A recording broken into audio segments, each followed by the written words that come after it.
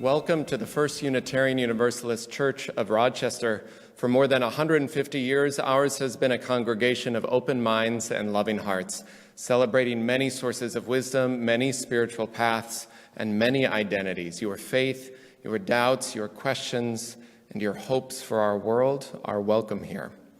Our doors are closed because our hearts are open, living our values of care and compassion. This fall, we invite you to find some way to stay connected. There are many opportunities and ways to sign up through your weekly e-news or contacting the office. We'll continue online services and coffee hours online on Sundays, and you can sign up for a few tailgate coffee hour small groups yet this fall, as well as Chalice circles and many other small group opportunities. Forums have also returned on Wednesday evenings. This week is a special national forum that I invite you to consider, From You the Vote. It's our faith's national campaign to engage our values in the election and the political season this year of justice and equity. You can join UUs from across the country this Wednesday at 6:30. Sign up. You have to register for it, but it's very easy. You can sign up to attend through a link in our weekly e-news, or you can contact the office. We can send it to you to join that forum this Wednesday night at 6:30 to engage this political season with soulful values. And save the date and find information in your e-news for these as well, some important events this fall. An outdoor handcrafted bazaar in our lower parking lot on October 3rd, supporting local artists and the church. And our annual auction, which will be online this year from October 25th to the 30th. There's instructions about all the ways you can engage with the auction this year, online bidding and online items, as well as a live Zoom event on October 30th. So find all the details in your e-news, including suggestions for donations in this unique time. Donations are being requested now, so you can see your e-news or contact the office to find more and find how to support our church and create community during this time. And finally, in the words of the Reverend Eliza Tupper Wilkes, minister of this church in the 1870s, may our faith in humanity and our message of hope and good cheer light our way. It's good to be together.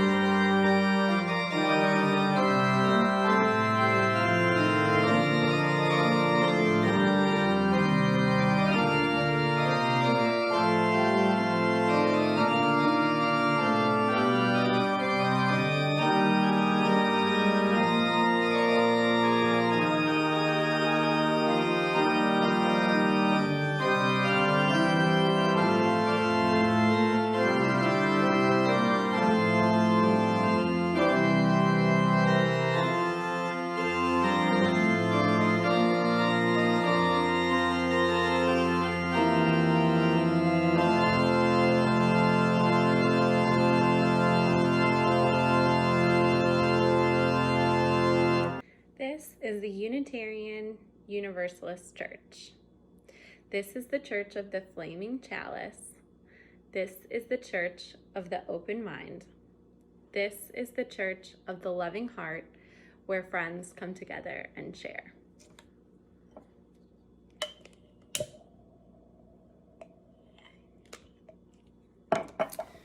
My parents were born and raised in Shanghai, China, and I've never been there myself.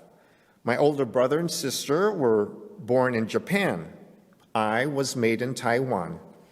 My younger brother was born in Okinawa, Japan, where we all grew up together as a family. And we were required to carry a Portuguese passport, foreigners, wherever we lived. I really didn't know what to call or what and where to call home. But by golly, we were Roman Catholics who went to church every Sunday, whether we were in a good mood or bad, whether we were up to mischief that next week. But the Catholic community I was a part of emphasized the outer authority. We were told what the Bible said and meant, and for me, it kept people at a naive disposition. I wasn't encouraged to have an inner experience. And this was church for me, and I carried this faith practice for much of my adult years. Along the way, I came to meet Amira from Iraq. She was a very devout Muslim and practiced her Islamic faith loyally. She told me her story. In the mid-2000s in Iraq, she and her family and relatives lived in a home that was supposed to be far from any war. That day, they were all celebrating a birthday party in the living room at home. Amira, pregnant at the time, and her toddler son walked to the next room over to get some food for the party. The inexplicable happened. A bomb suddenly exploded in the living room, killing her husband and many relatives. Half her home was missing. The explosive was American. Eventually, she moved to a refugee camp in Lebanon, where she lived for 2 years. The conditions were deplorable. Somehow, Amira, on her own, now with 2 children, came to Rochester as a medical researcher. She stayed a year, and I wondered how a woman with such a traumatic life and horrendous loss of family could keep on living and with stature. So I asked, and she replied, "I am a Muslim, wholly devoted to my faith or church, my commitment to peace and community.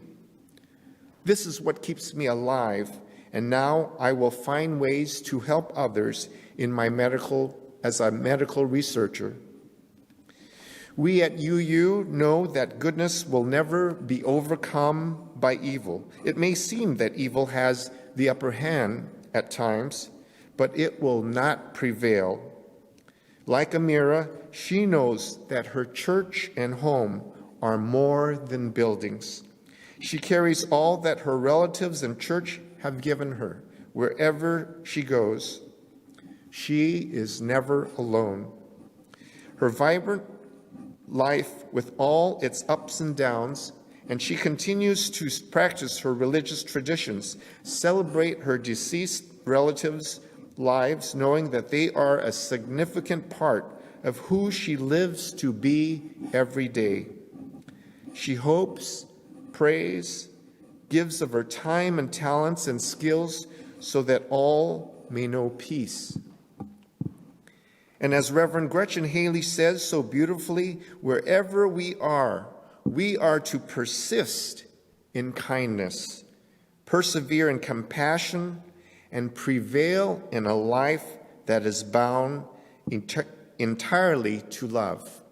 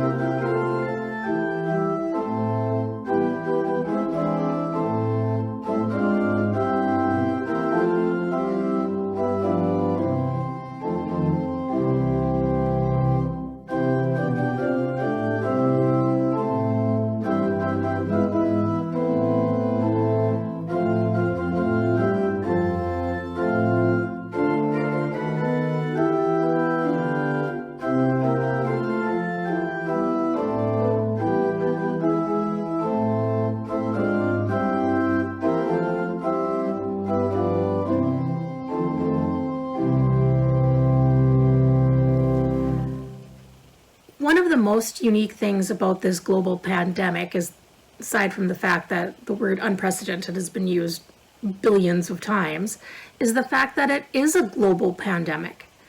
It is affecting every person, country, nation in the world. It's not just a one-off natural disaster. And it brings to mind the book of Ecclesiastes, where to everything there is a season. So today's book reflects on that Bible passage, but brings a very global perspective to it. So I hope you enjoy it. To everything there is a season. Verses from Ecclesiastes. Illustrations by Leo and Daehn Dillon. To everything there is a season, and a time to every purpose under heaven. A time to be born, and a time to die.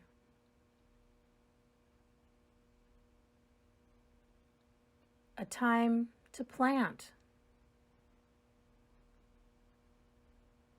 and a time to pluck up that which is planted.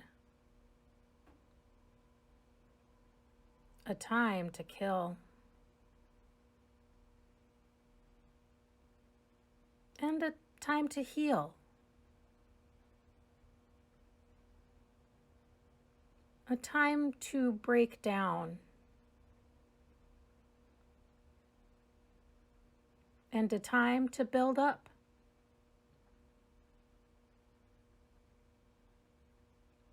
A time to weep, and a time to laugh.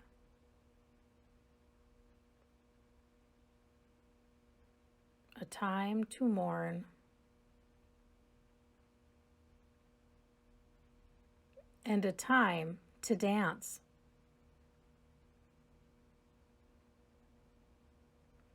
A time to cast away stones, and a time to gather stones together. A time to embrace,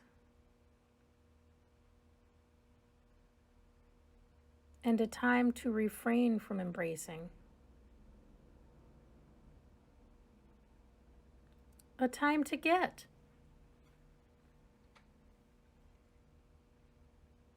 and a time to lose.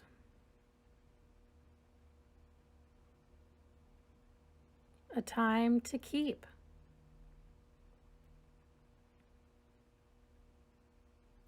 and a time to cast away. A time to rend, and a time to sow.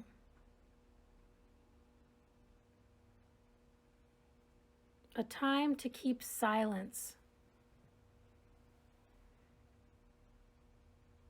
and a time to speak. A time to love,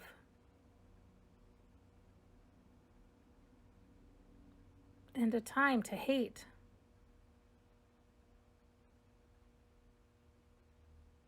A time of war,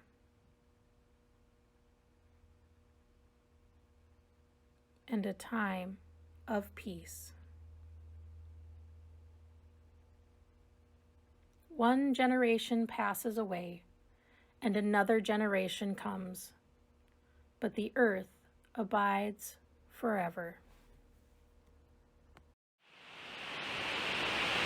It's important to remember that we aren't going through this alone, that the impact is being felt worldwide, across all religions, across all races, across all languages, in all countries and continents. So, hang in there. We will get through this, because there's a season for everything. And usually we come out of these rough patches a lot stronger than we went into them.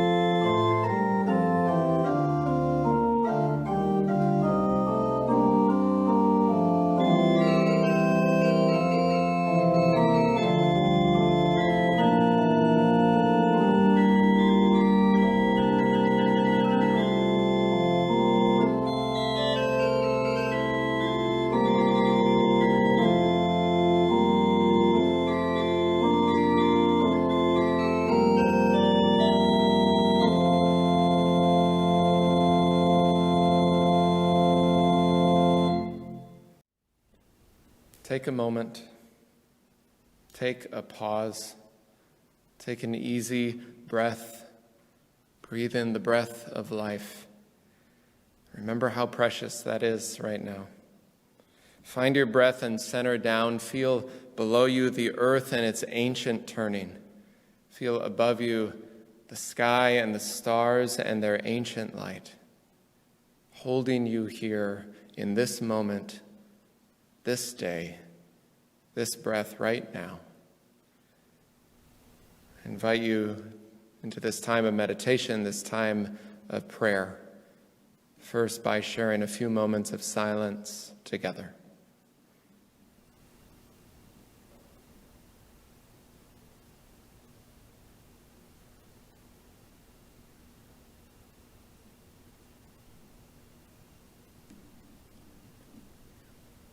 Spirit of life and source of love, God of 1,000 names and beyond all naming. Sometimes there's so much we want to hold in our hearts, the world's grief and our own, this fragile planet of which we are one part, the almost collective confession of our failure to live in right relationship with it, as its fires rage and its waters roar. Perhaps this day, instead of holding the whole world in our heart, may our heart be held by this earth in all its beauty and its brokenness. May we be held by the beauty we see, the compassion we see, the kindness we see, open to compassion and the healing needed. And this day we hold all those who suffer in those places of natural disaster, also those places in the soul that we're all holding in mind, in body, or spirit. And I invite you to bring the names that you're holding this day in your own heart, in joy or in sorrow, celebration or concern, and silently or aloud now in this community to speak their names.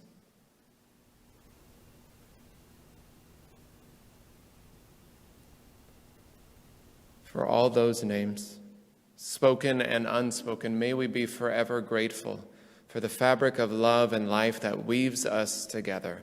May those threads hold us all in love. We celebrate today with Melissa and Eric Egler, who share these flowers today. We send them love as they celebrate their 20th anniversary. And we hold all those at thresholds, happy ones of celebration or hard ones of grief or sorrow or tender memories or longing to reconnect. We are grateful for the ways in which our church is still being church, showing up for each other with cards and with calls, checking in on each other for support, emotional or material. May we remember in this time how to care for each other, how to reach out for help. Call the church if you need anything. And how to root our own spirit in gratitude for the love that crosses time and space, that knows no border of mask or screen, to remind us that we are beloved, that we are loved. For all those moments and all those people and many others, may it all hold us in love and grace. These words of meditation come from Izumi Shikubu from 1000 CE, which speaks to the ways that beauty and brokenness are intertwined in every moment in each day. The poet wrote, "Although the wind blows terribly here, the moonlight also leaks between the roof planks of this ruined house. May moonlight and beauty find you right through the cracks. Amen."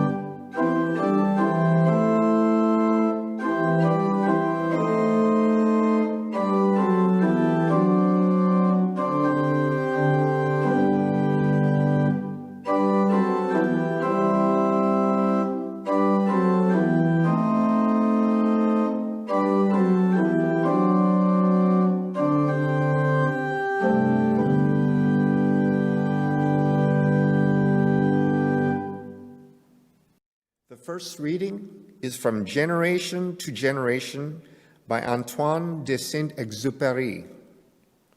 In a house which becomes a home, one hands down and another takes up the heritage of mind and heart, laughter and tears, musings and deeds.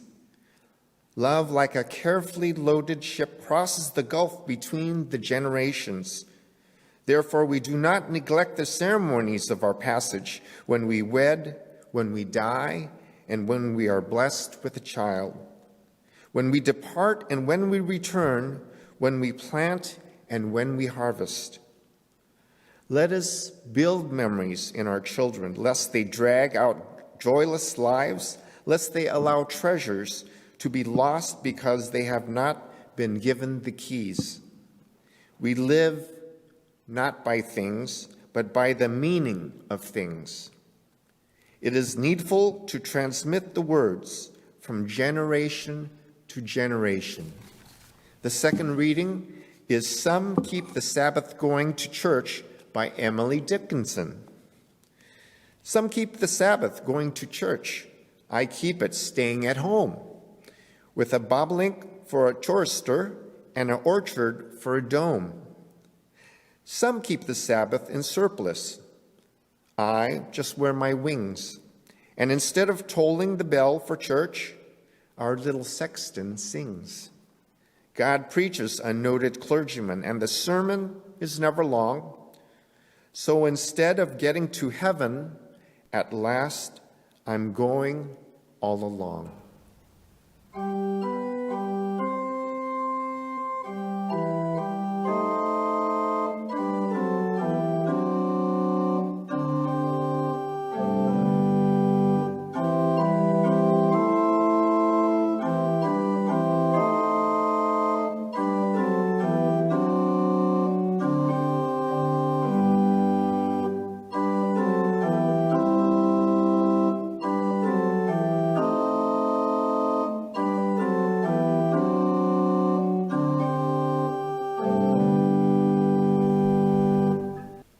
We have this blanket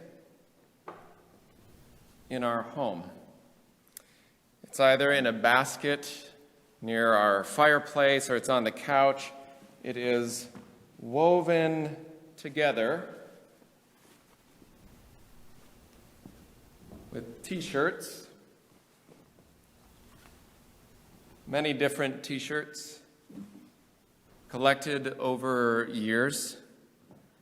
It's woven together, a sacred cloak, really, woven with threads of memory, made of the old t-shirts of my father-in-law, Gordon, who died of cancer several years ago. Each child, including my wife, got to choose some of their favorite t-shirts that Gordon had worn to be woven together into this quilt that could in turn wrap them in warmth and memory. On it, amidst so many shirts from baseball teams and church trips and their family paint and flooring store and 4th of July celebrations, recently I was noticing this one, which I hope you can see okay. It's hard to read. It's just a handwritten piece of a t-shirt that says, "We are the church." We are the church.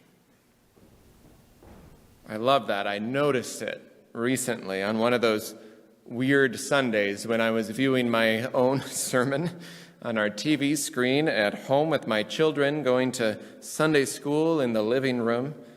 One of these shirts, it just caught my eye, that shirt, "We are the church." It was from a service trip that he and my wife Jenna and some others from their church went on with their Methodist church in Mankato growing up. It reminded me of the church school songs growing up about the church not being a building, but that we, as a community, are the church. That has taken on new meaning for me in these months. I can't say I'm learning it in a way I'd prefer right now, but I am learning it at a deeper level. Last week, as many came through our drive-through water communion, it was quite something to see and experience. The emotion, the joy, the heartbreak, and the heart-healing moments all in a line there on our lot. And the water bowl itself filled to the brim. I had to dump it out a couple times into some pitchers with water from sacred home taps and garden hoses and streams and rivers and lakes and a few ponds. So we had some little squiggly worms in there. It was heartwarming. It was heartbreaking to be church in this way, in this time. Those of you who were able to come got a bag, a church at home kit. It's got a chalice and a worship journal and a meditation manual, all these things meant to help you church at home. And if you didn't get yours, let us know. We have plenty more. We will drop one off, or you can come pick one up anytime. Curbside church to go all the time now. It reminded me of the importance of how we gather. What felt like a commercial, a consumery, capitalistic sort of slogan, drive-through church that you could get some side order with or something. Yet it became a ritual. It was like a sacred procession as people showed up. The word liturgy, which is a very churchy word about what we do on Sunday mornings, liturgy literally means the work of the people. And the people showed up. The only reason it became a ritual, that it was a procession, the only reason it ever becomes a beautiful ritual is because we show up. Without that, no water in the bowl, no offering, no chalices scattered around town now or on your table or your home altar. People show up for each other, in body in that procession or in spirit. There are so many ways to show up and be church. And now we are in a time as we head into still uncertain territory and an unknown fall and winter and who knows. It seems like it's time to get serious about churching at home. It doesn't feel all that temporary right now. To get serious about the work of the church, the work of the people, our work right now to care for our souls in these tender, hard days, about creating, making, protecting times in our day, whether they be extended times to really breathe deeply or meditate, or if they're just a few moments to catch your breath. The work of the people is being church wherever you are, which right now is primarily outside of these walls. This is a tenet in almost every religious tradition, including ours, that gathering together in community in shared experiences of beauty and ritual and song is so important and nourishing and healing. And it is not the only essential thing to the spiritual life. It never has been. What religion asks of you, what spirituality asks of each of us, is in your own life how to embody what you experience at church. How do you embody beauty and love and compassion and justice in your daily routines, in your daily life? And how do you care for your own soul in your daily life? It's why the transcendentalists, some of our spiritual forebears, spoke about living deliberately, or the old phrase, daring to love God without mediator or veil. Meaning that we each have a direct connection with the holy, with the sacred, no matter our theology, spiritual beliefs, be it God or love or mystery or earth or spirit, or maybe all those things mean the same thing to you. That spirituality, to really have depth and meaning in our life, is about making it part of our everyday life. Reminding ourselves that our lives are a living sacrament, that each day contains within it moments where the mundane and the miraculous meet. We don't live by things, but by the meaning of things, writes the poet. Let us build memories in our children. We live not by things, but by the meaning of things, as Gus read to us. These shirts stitched together, or the clock on the shelf in my office, or my grandfather's stole, or my great aunt's lamp, or my grandma's M&M bowl, or grandpa's tool set, or a friend's pint glass, or my children's coloring pages taped in my office. Not one of those things could be brought to the antique roadshow and get more than a few bucks, I am most certain. But we live not by things, but the meaning of things. The chalice, the books, the to-go bag, they will not save your life. But the meaning they carry to a community that calls you and names you as beloved, and a religious, spiritual home for your soul, well, that saves lives. It saves souls. It's those things that surround us every day that are filled with some sense of meaning that guide us. They become our inanimate teachers so that we can church at home, so that we are the church everywhere. So when the world is demolished as we know it, blows up, that we know we carry something with us no matter what circumstance we're in that reminds us of our sacredness. And while there is not some magic formula and there's no one path we offer here because we believe in expansiveness of the Spirit, there are some basic tenets to consider.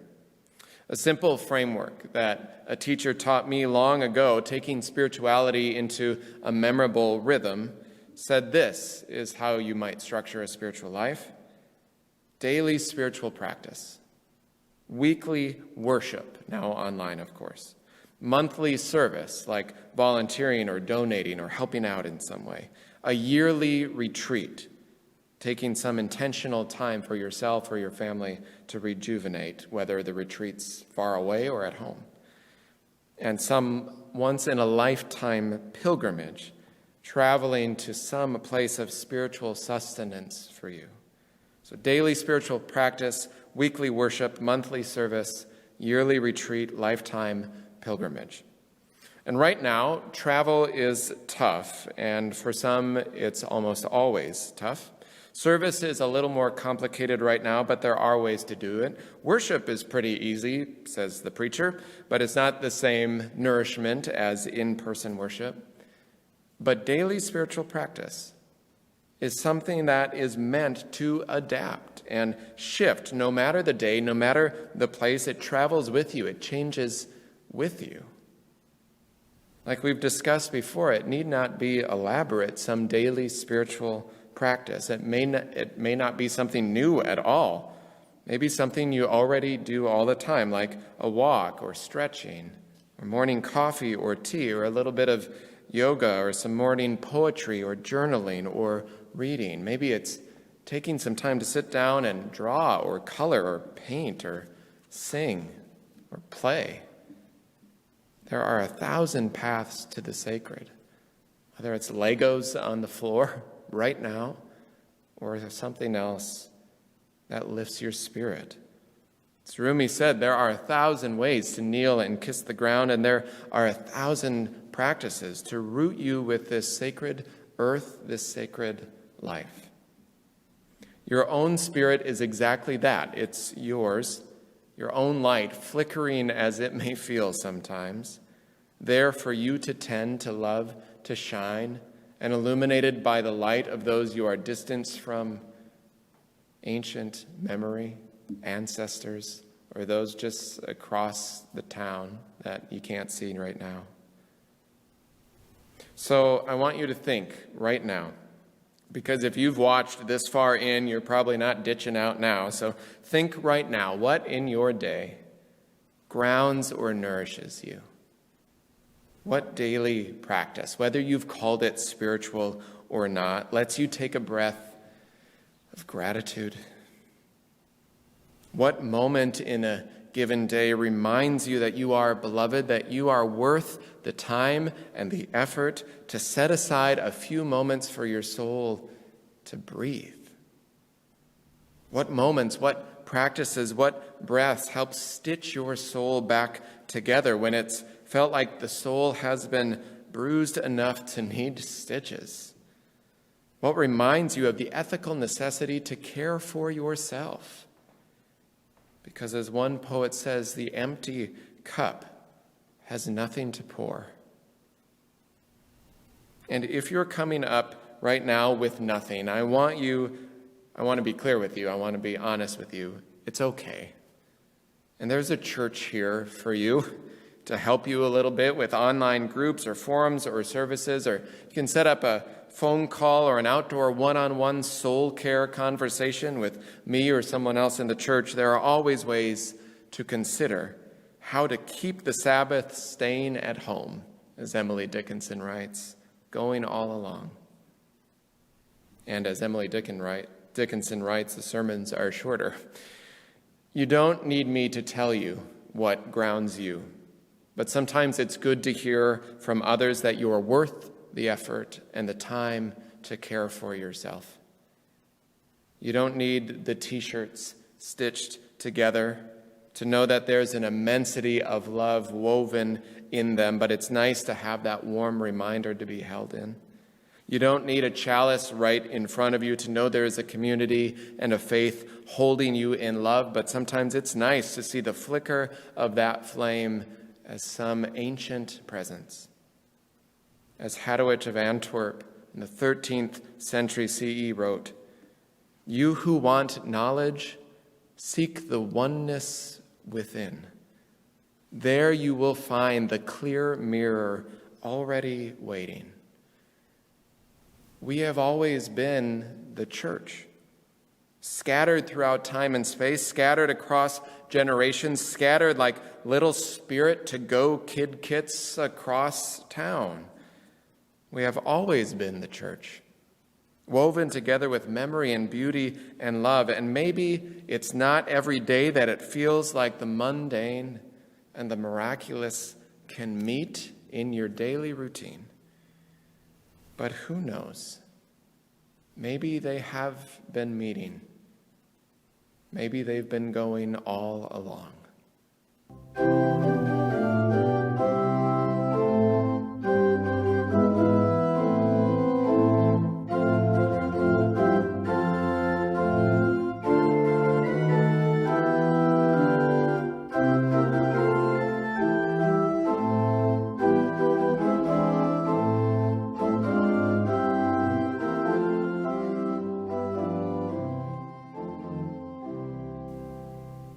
Though we may be scattered across town, across this prairie, even though our souls may feel a little desolate right now, we each have a flame. We each have a light, and together across time and space and across generations and ancestors, we are a mighty light, and it's right there. Know that you have a light within you. And everywhere you go, I'm gonna let it shine. And everywhere we go, we're gonna let it shine. Everywhere we go, we're gonna let it shine.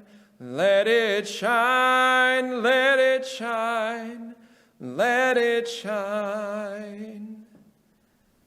The world needs your light. Tend it. Let it shine. Amen.